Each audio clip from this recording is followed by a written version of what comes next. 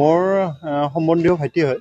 মোৰ খুৰা নিজা খুৰা নহয় আৰু গাঁৱৰে এজন খুৰা, তেখেতৰ ভাইটি হয়। ক'ত গুলি লাগিলে?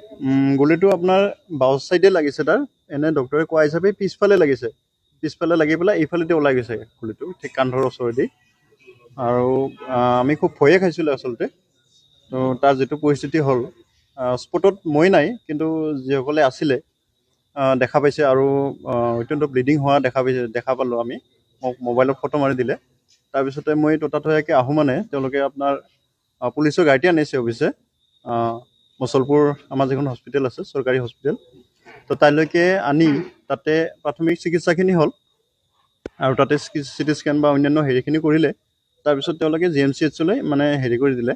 কিন্তু আমি ৰাস্তাতে গম পালোঁ যে আমাৰ উপায়ুক্ত মহোদয় বাক্সাৰ, তেখেতৰ নিৰ্দেশমৰ্মে এইমছত অনাৰ কাৰণে যোজা কৰা হৈছে।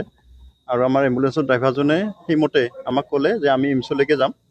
তো এতিয়া কণ্ডিশ্যন মোটামুটি ঠিকে আছে। অস্ত্ৰোপচাৰ হ'ল। অস্ত্ৰোপচাৰ মানে বিশেষ হেৰি নহয় আৰু তেখেতৰ যিটো গুলিৰ মানে ফুটা হৈছিলে, সেই ফুটাত পানী জমা আৰু ব্লাড জমা হোৱা বুলি কৈছে ডক্টৰে।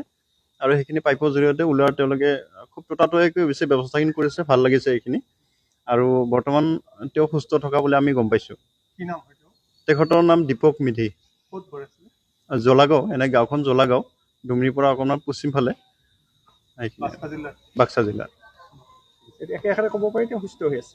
মোটামুটি সুস্থ হৈ আছে। এতিয়া ধৰক বাকী ৰিপৰ্টবিলাক বাৰু অহা নাই, কিন্তু আহিলে গোটেইখিনি হয়তো গম পাম। কিন্তু যি ধৰণৰ কথা বতৰা কৈ আছে তেখেতে, বেমাৰীৰ মানে ল'ৰাজনে কথা বতৰা পাতি আছে। হয়, মই তেওঁৰ লগতে আছোঁ।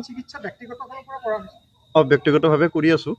এতিয়া বাকী পিছত কি পৰ্যায় আহে সেইখিনি আৰু ডক্টৰসকলে গম পাব।